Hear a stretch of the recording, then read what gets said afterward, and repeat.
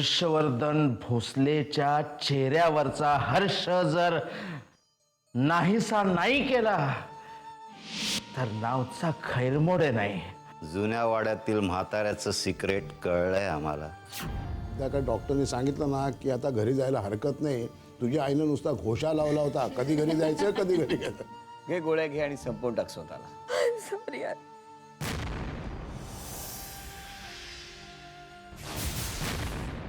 खैरमोडे साहेब, हर्षवर्धन भोसलेला तर मी राग दिलाच आहे, पण त्या पतंगाचं काय? पतंग सध्या आभाळात उडतोय. उडू देत सूर्यभानराव. काळजी करू नका. एक दिवस भ्रष्टाचाराच्या झाडात अडकेल आणि लटकत राहील अधांतरी. आणि नाहीतरी शेवटी आपण आहोतच. सध्या फक्त तो हर्षवर्धन भोसले काय करतोय तेवढंच पाहायचंय. एक मिनिट. हॅलो, बोलतोय. हा बोल. काय? कुठे? कधी?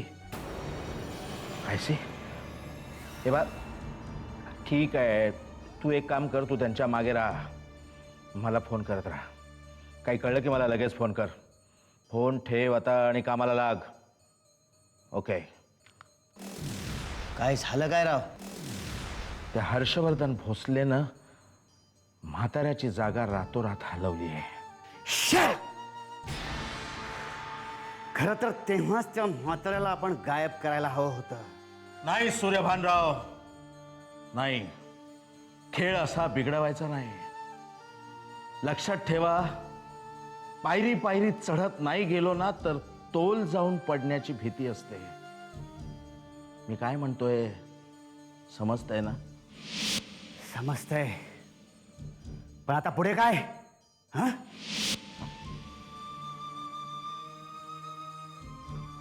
सूर्यभानराव, त्या हर्षवर्धननं म्हाताऱ्याला गायब केलंय, पण रहस्य कसं गायब करेल? ते आपल्याला कळलंय हे त्यालाही कळतंय.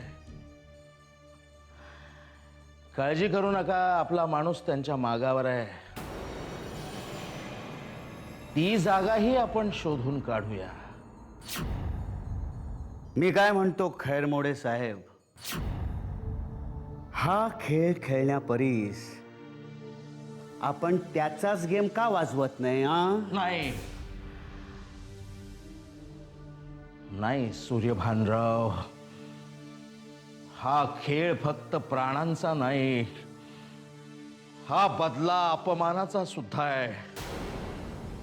होय, त्यानं गुलाबरावाचा अपमान केला होता, माझाही अपमान केला होता. मी त्या हर्षवर्धनला संपवणार आहे, संपवणार आहे, तिळतिळ संपवणार आहे. त्याचं जगणं त्याच्या मरणापेक्षाही वाईट वाईट करून टाकेन, वाईट वाईट करून टाकेन. पण हे सगळं हळूहळू हळूहळू.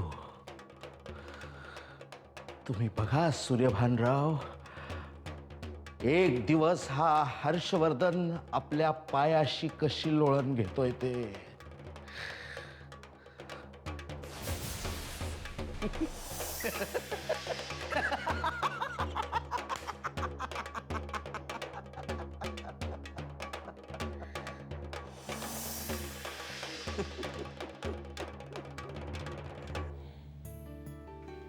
थांब ग.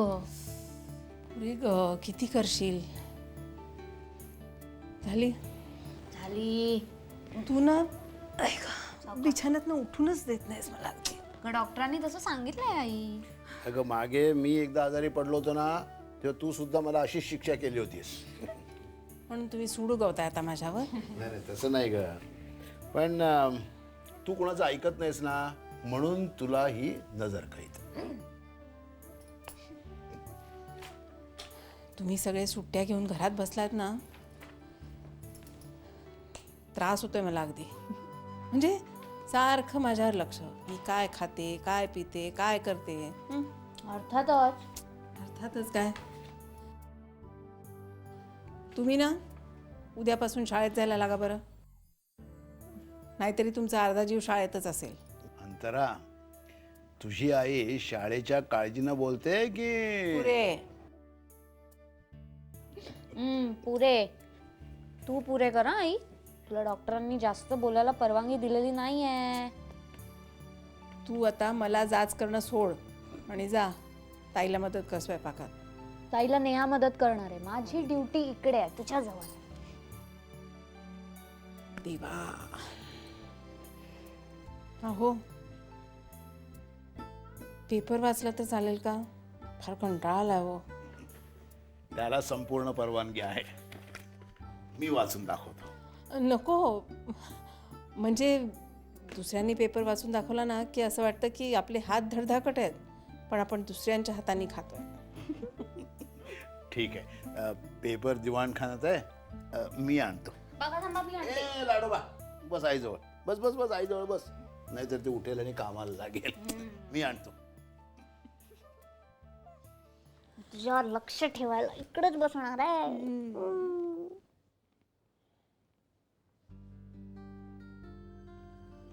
त्याला आज पण न्याहारीसाठी पथ्याचंच काहीतरी केलंय का ग? हो, म्हणजे असेल काहीतरी लापशी, पेज, उपमा वगैरे काहीतरी. हे असं बिनचवीचं, बिन तिखटा मिठाचं खाऊन कंटाळा आलाय ग. हो, मग आमच्या आईला काय खावं असं वाटतंय? भजी, थालीपीठ, असं चमचमीत काहीतरी. आई,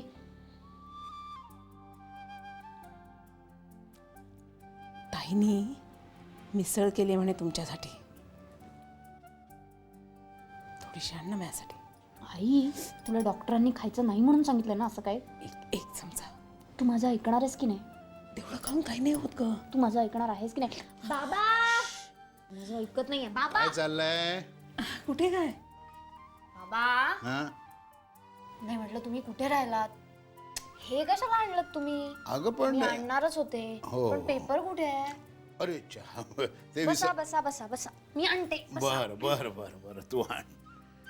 हा. घ्या बाईसाहेब, ही तुमची लापसी आणि ही माझी मिसळ. का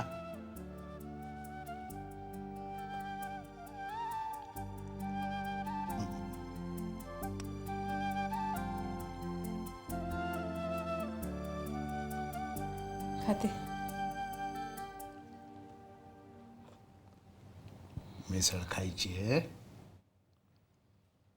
नाही, डॉक्टरांनी नाही सांगितलं.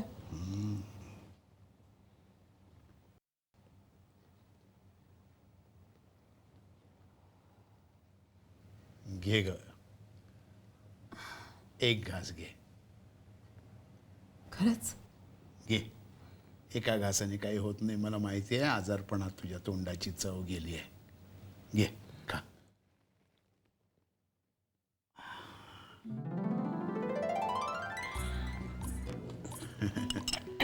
हळूहळू हळूहळू.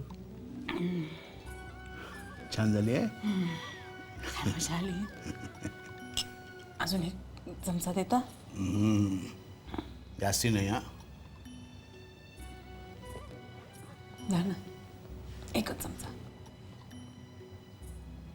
बर, पण फक्त एकच हा, पुन्हा मागायचं नाही. घे.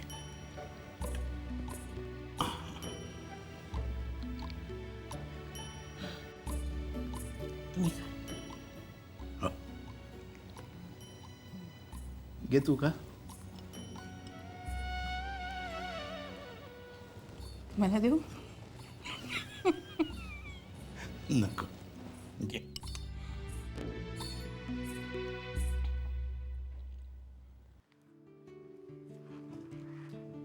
अहो पुरे झाली आता. काय आहे, सुधाताईला मी रोज ताजा रस करून देते म्हणून. असं आहे, मला वाटलं सगळी सोलून ठेवायची म्हणून मी मदत करत होतो तुला. तुला अजून स्वयंपाक करायचा आहे. तो सुद्धा पथ्याचा. तसं तुला पथ्याचं म्हणून काही वेगळं करायला नको. तुझ्या पद्धतीने तू मीठ मसाला घातलास की ते पथ्याचंच होईल. पुरे हा. काय आहे, तुम्हा लोकांना तेला तिखटाचं खायची झाली आहे सवय, म्हणून हे असे तापट स्वभावाचे झालात सगळे. भाऊजी सुद्धा मवाळ दिसतात, पण चिडले की केवढे चिडतात ते. तुम्ही सुद्धा तुमच्या खाण्यापिण्याची काळजी घ्या. तेला तिखटाचं कमी ठेवा खाण्यात. काय होत नाही ग, इतकी वर्ष झाली. आणि ज्या वेळेला जे व्हायचं असतं ना त्या वेळेला ते होतच. मग एक दिवस हे सुद्धा त्याचं झालं तसं होतच. आपण आपली काळजी घ्यावी. मग अशी नील सुद्धा तेच म्हणत होता फोनवर. त्याचा कधी आला होता फोन? आला होता काकूच्या तब्येतीची चौकशी करायला. मला म्हणाला, बाबा मी येऊ का हो? मी म्हटलं त्याला नको. म्हणजे आपण आहोत काळजी घ्यायला, त्याच्या अभ्यासात खंड कशाला? मी तेच म्हटलं त्याला. हा. तुमचं काय एवढा आरामात चाललंय? म्हणजे काय सुट्टी बिट्टी घ्यायचा विचार आहे की काय? हा, सुटे नाही. मी सांगितलंय ऑफिसात जरा उशीर येईन म्हणून. का? काय नाही, ते हॉस्पिटलमध्ये जायचं आहे, सगळं बिल सेटल करायचं आणि उरलेले पैसे घेऊन यायचे. किती आहे? फार नाही ग, 7-8 हजार आहे. मग घेऊन आपल्याकडेच ठेवा.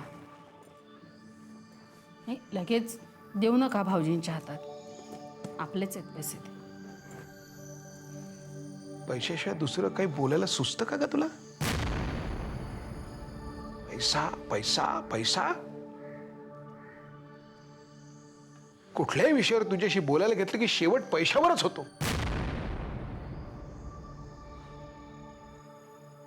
तुझ्याशी बोलायचा सुद्धा वीट आला मला, वीट.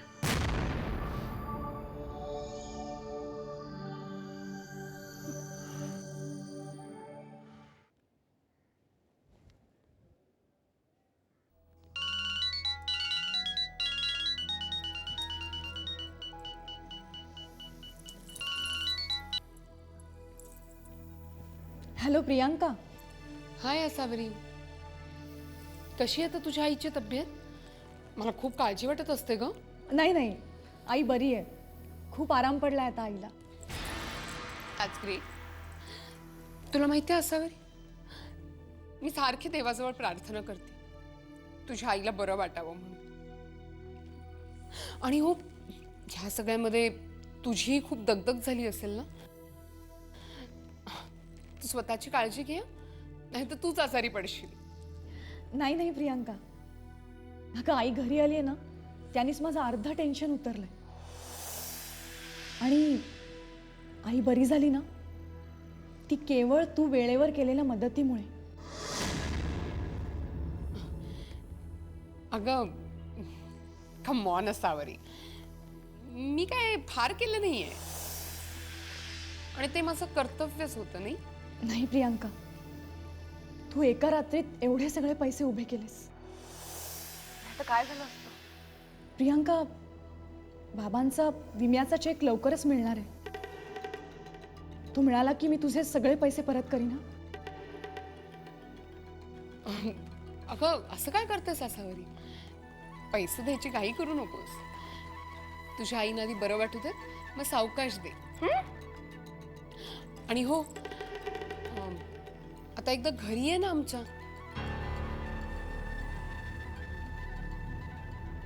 बरं, येईन. बरं ठेवू? बरं, thanks. Bye. Bye.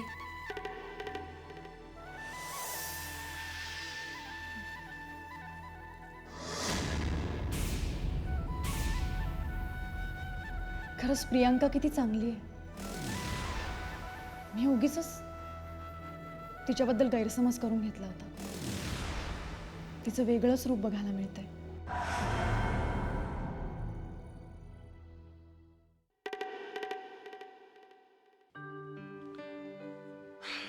Nandini, Nandini, हो हो आले.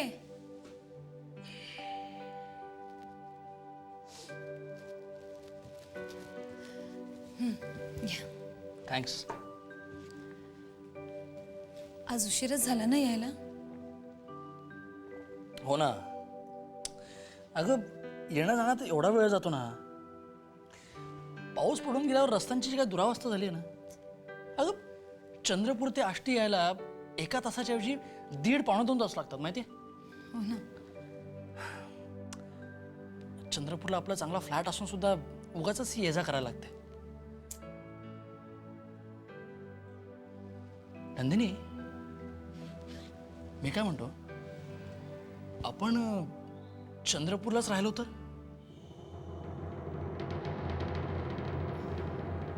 हो पण सचिन,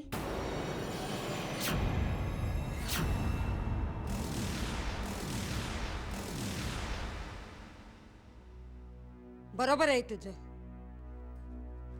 मी तुला तेच सुचवणार होते. अरे येण्या जाण्याचा केवढा त्रास होतो. त्यापेक्षा तुम्ही दोघं चंद्रपूरलाच जाऊन राहा.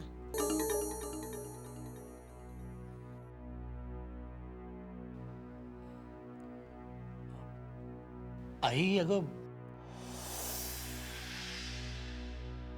अरे आम्ही दोघं म्हातारी राहू नये इथं. मुलं मोठी झाली, त्यांची लग्न झाली की त्यांना वेगळा संसार थाटावासा वाटणारच. त्यांच्या ह्या नव्या संसारात आई वडिलांना स्थान नसतंच. आणि त्यांनी तशी अपेक्षाही करू नये सचिन.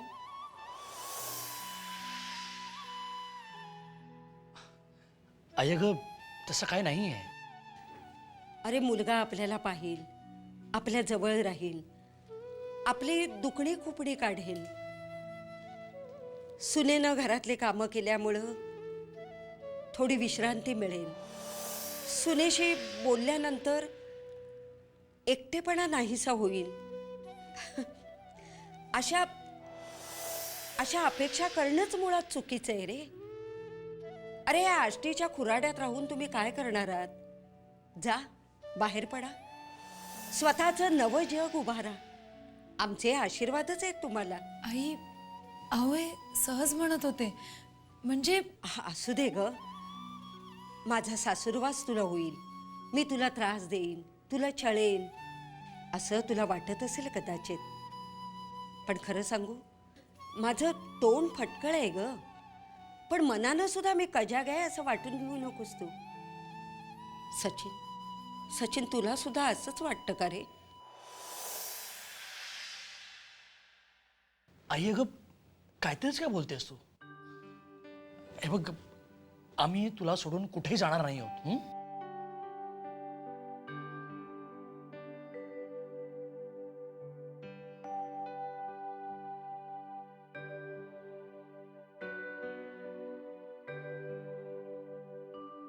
अरे सचिन, अरे पण आईपेक्षा तुला बायकोचा विचार आधी करायला हवा रे.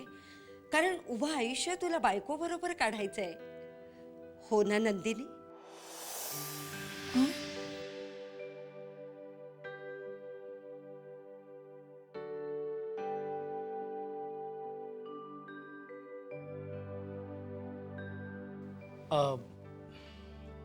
चल मी हातपाय धुवून येतो.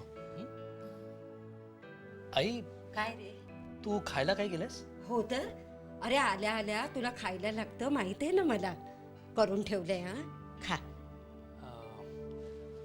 नंदिनी तू वाढ, मी आलोच.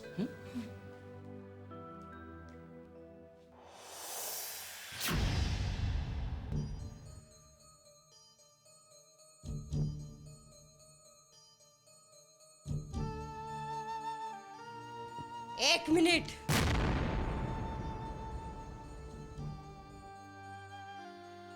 चंद्रपूरला जायचंय? माझ्या विरोधात सचिनला भडकावलंस ना तर याद राख. आई मी चल जा.